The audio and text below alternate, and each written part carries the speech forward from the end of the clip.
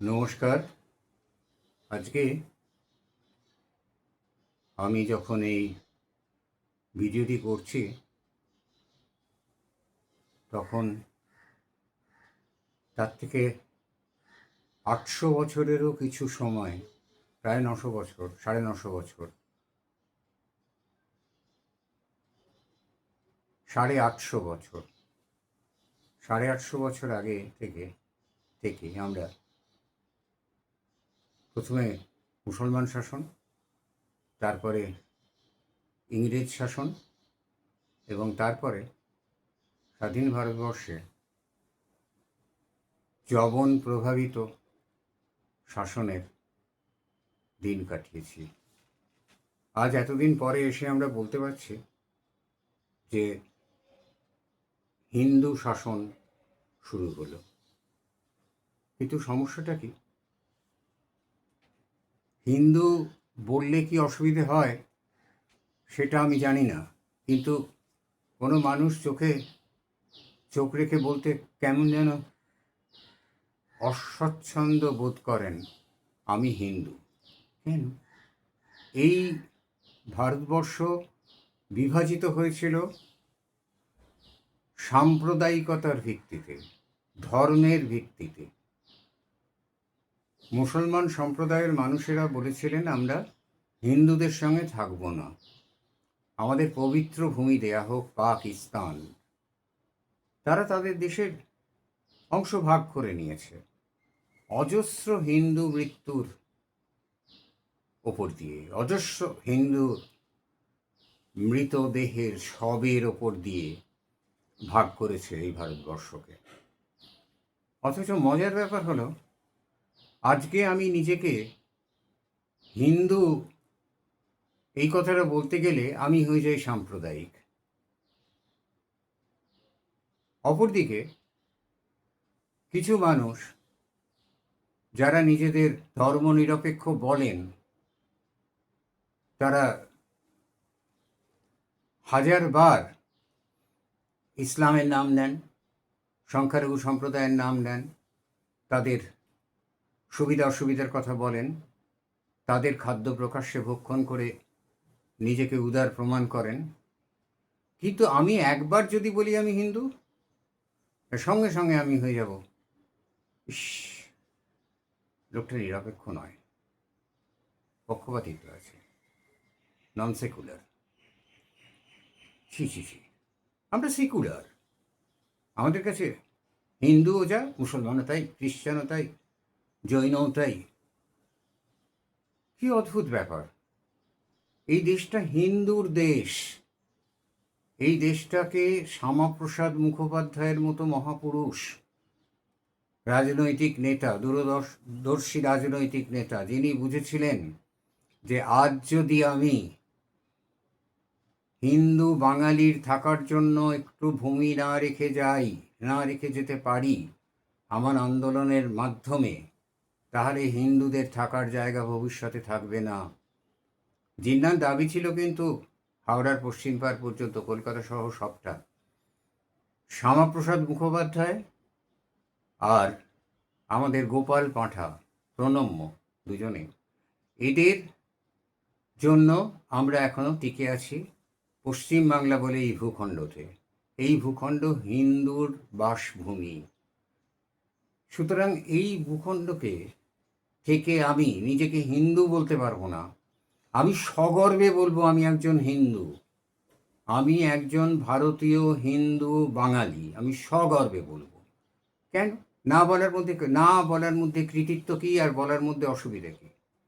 বলার মধ্যে তো কোনো অসুবিধা নেই, আমি 100বার বলবো। আজকে ইতিহাস তোমরা লিখেছ, ইতিহাস লিখতে গিয়ে তোমরা নানা রকম কারিকুরি করেছ, করে হিন্দুদের ছোট করে দেখিয়ে যে সমস্ত লুঠেরা মধ্যপ্রাচ্য থেকে এদেশে এসছিল তাদের তোমরা বিরাট জায়গায় বসিয়েছ। লক্ষণ সেন, আমাদের শেষ স্বাধীন হিন্দু রাজা, লক্ষণ সেন বৃদ্ধ বয়সে তার নবদ্বীপের বাড়িতে প্রাসাদে বসে বিশ্রাম নিচ্ছিলেন সেই সময়। আর ঠিক যে সময় আক্রমণটা হয় মোহাম্মদ বখতিয়ার খিলজির সেই 1204 বা 1202 থেকে 1204-এর মধ্যে, সেই সময় এসে হঠাৎ আক্রমণ করে এবং বৃদ্ধ রাজা তখন আহার গ্রহণ করছিলেন। তিনি পিছনে দরজা দিয়ে পালিয়ে যেতে বাধ্য হন, তার কাছে যথেষ্ট সৈন্য ছিল না। এক্ষেত্রে একটা কথা বলা হয় যে তিনি মাত্র 18 জন অশ্বারোহী নিয়ে এসে বাংলা দখল করেছিলেন। জানি না কথাটার মধ্যে কতটা সত্যতা আছে, কতটা বখতিয়ার উদ্দিন খিলজির, ইখতিয়ার উদ্দিন বখতিয়ার খিলজি, তার কতটা তাকে বীর যোদ্ধা নায়ক পরিণত করার জন্য কথাটা বলা হয়, এটা আমার জানা নেই। কারণ এই যে ইতিহাসটা আমরা পাই, ইতিহাসের প্রধান উৎস হচ্ছে মিনহাজ ই সিরাজের তাবাকাত ই নাসিরি। মিনহাজ ই সিরাজের তাবাকাত ই নাসিরি, এই বইটার ভিত্তিতে পাই। এই বইটাতে খুব সাধারণভাবেই ধরে নেওয়া যেতে পারে তিনি তার নিজের ধর্মের লোকেদের দিকে টেনে কথা বলবেন। এরপরে লক্ষণ সেনের কী হলো? লক্ষণ সেন পালিয়ে গেলেন পূর্ব বাংলায়। সেখানে তার দুই ছেলে বিশ্বরূপ সেন এবং কেশব সেন কিছুদিন রাজত্ব করেন। তারপর তারাও রাজত্ব ধরে রাখতে পারেননি। এর বোধহয় 4 বছরের মাথায় 1206 খ্রিস্টাব্দে লক্ষণ সেনের মৃত্যু হয়। এই ইতিহাস তো আমরা পেলাম না। লক্ষণ সেনের ছেলেরা যে কিছুদিন আরও রাজত্ব ধরে রেখেছিল সেই নাম তো ইতিহাসে আমরা পেলাম না। আমরা পড়লাম, আমরা এইখান থেকে পরাজিত জাতির ইতিহাস তৈরি হলো। এর পরপর যারা এলেন তারা সকলেই পাঠান, মোগল সমস্ত মানুষেরা বিদেশ থেকে এলেন, এসে তারা অধিকার করে নিলেন আমাদের সমস্ত বাংলাটাকে, সমস্ত ভারতটাকেই অধিকার করলেন। ফলে আমাদের হিন্দুদের আর কিছু রইল না। তারপর ইংরেজ শাসনের পর যবন প্রভাবিত শাসন, ভারতবর্ষের ভারতীয় যে শাসন সেটা আমরা পেলাম। আজ আমরা সম্পূর্ণ হিন্দু শাসনের কথা বলতে পারছি। এখন আমার যেটা প্রশ্ন সেটা হচ্ছে, আমি নিজেকে হিন্দু বলে দাবি করব না কেন? কিসের ভয়, কার ভয়? আমি হিন্দু বললেই আমি সেকুলার হয়ে যাব, আমি হিন্দু বললেই আমি অনিরপেক্ষ হয়ে যাব। আর মুসলমানরা সাম্প্রদায়িকতার ভিত্তিতে যারা দেশভাগ করলো তারা চলে তো গেল না, তারা এই ভারতবর্ষের ক্ষীরটুকু খাবে বলে পড়ে রইল ভারতবর্ষ আখড়ি। এবং ক্রমশ আজকে এমন অবস্থা একটা হয়ে উঠছিল যে আমাদের যেন মনে হচ্ছিল আবার একটা র্যাডক্লিফ সাহেবের মতো লোক পেন্সিল দিয়ে ম্যাপ ভাগ করে দেবে এবং আবার এপার ওপার হয়ে যাবে, আর নয়তো পুরোটাই চলে যাবে। তাহলে আসুন আমরা সগর্বে বলি আমরা হিন্দু।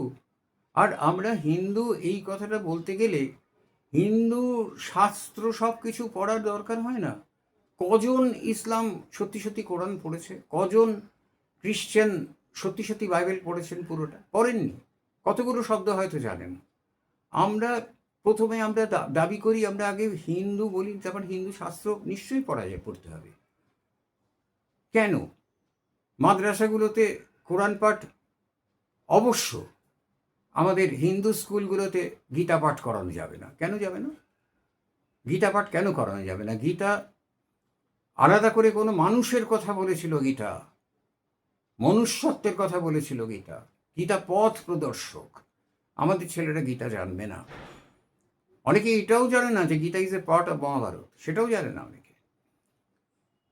তাহলে কেন এই দুর্দান্ত অবিচারটা আমাদের উপরে হলো? আর এই অবিচারটা এখন যখন হলো তখন কিছু মানুষ, কিছু যারা নিজেদের বুদ্ধিজীবী বলে দাবি করে, এরা সবাই মিলে প্রমাণ করতে লাগলো যে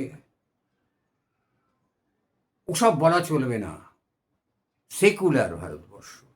কনস্টিটিউশনে ভারতবর্ষ কি সেকুলার ছিল? বাবা আম্বেদকর তো করেননি। 1976 সালে এটা তৎকালীন দিল্লির শাসন এটাকে সেকুলার স্টেট করেছিল তাদের নিজস্ব প্রয়োজনে। তাহলে দেখুন সব দিক দিয়ে যদি আমরা মিলিয়ে দেখি যে হিন্দুত্বের মধ্যে কোনো লজ্জা নেই। গোমাতা, অসুবিধে কোথায় আছে? কুল প্রতীক। আপনি গ্রিক পুরাণ দেখুন, আপনি মিশরীয়দের দেখুন, সবারই তো বিভিন্ন ধরনের প্রাকৃতিক জিনিস কুলপ্রতীক হিসেবে কাজ করেছে। সেক্ষেত্রে তো অসুবিধা হয় না। আর যত দোষ হিন্দুরা গোমাতা বললে কেন, কিসের অসুবিধা রয়েছে? কুলপ্রতীক তো সবার থাকে। আর তাই যদি বলা হয় বিদেশি শিক্ষায় শিক্ষিত হয়ে আমরা সেইখানেই যদি ভাবি যে এই গোমাতা চরম লজ্জার কথা, তাহলে সাহেবরাও তো স্পেকুলেশন, হাত দেখা, কুষ্টি করে। তারাও তো 12টা রাশিকে মেনে নিচ্ছে। মেষ, মিথুন, বৃশ্চিক, এরাও তো প্রাণী। তাহলে কি দোষ করলো গোমাতা? আমরা গোমাতা বললে কি দোষ করলো? আমরা হনুমানজির বজরং বলিকে ধ্বনি দিলে। আর বাঙালিরা স্পেসিফিক্যালি বলা হয় যে বাঙালিদের এই কালচার ছিল না। কে বলেছে? কে বলেছে বাংলায় শ্রীরামের কালচার ছিল না? সন্ধ্যাকর নন্দী রামায়ণ অনুবাদ করেননি? কাশিরাম দাস, কীর্তিবাস ওঝা রামায়ণ অনুবাদ করেননি? তাহলে অনেক আগেই তো রাম নাম এখানে চলে এসছে। কিন্তু সেই সব কথা সব বাদ দিয়েও একটা কথা বলবো, দেশ ভাগ হয়েছিল ধর্মের ভিত্তিতে, দেশ ভাগ হয়েছিল সাম্প্রদায়িকতার ভিত্তিতে। এখন যে সাম্প্রদায়িক বলে লেবেল এঁটে দেয়া হয়, সেই সাম্প্রদায়িকতার ভিত্তিতে দেশ ভাগ হয়েছিল। তবুও তৎকালীন শাসকেরা এবং আমাদের কিছু বামপন্থী বুদ্ধিজীবী বা মতবাদে বিশ্বাসী মানুষেরা মুসলমান ভোট ব্যাংকের সহায়তা পাবার জন্য নিজেদের মধ্যে একটা ফেক সেকুলারিজম খাড়া করে রেখে আমাদের বারে বারে বলেছিল যে আমরা সবাইকে নিয়ে থাকব, আমাদের মধ্যে কোনো বিভাজন নেই। সত্যি কি বিভাজন নেই? যদি সত্যি সেকুলার কান্ট্রি হয় তাহলে একজন 3টে বিয়ে করে আর একজন একটা বিয়ে করে কি করে? 3টে বিয়ে করার তার অনুমতি পায় কি করে? কিন্তু না, তাদের যা কিছু তারা চাইবে দিতে হবে সংখ্যালঘু বলে। যদিও তারা অঙ্কের হিসেবে সংখ্যালঘু হয় না, একটা হিসেব আছে। কিন্তু আজকে এই 850 বছর পরে আমরা বলতে পারি যে আমরা হিন্দু। আগেও বলেছি, চোখে চোখ রেখে বলুন আমরা হিন্দু। আমরা গর্বিত হিন্দু। হিন্দু বলে আমরা গর্ববোধ করি না। কুসংস্কার ভিত্তিক ধর্ম এটা নয়, সেটা পরে জানা যাবে, পরে বিশ্লেষণ করা যাবে। কুসংস্কার সব ধর্মের ভেতরে আছে, বিভিন্ন ধরনের অন্ধত্ব সব ধর্মের ভেতরে আছে।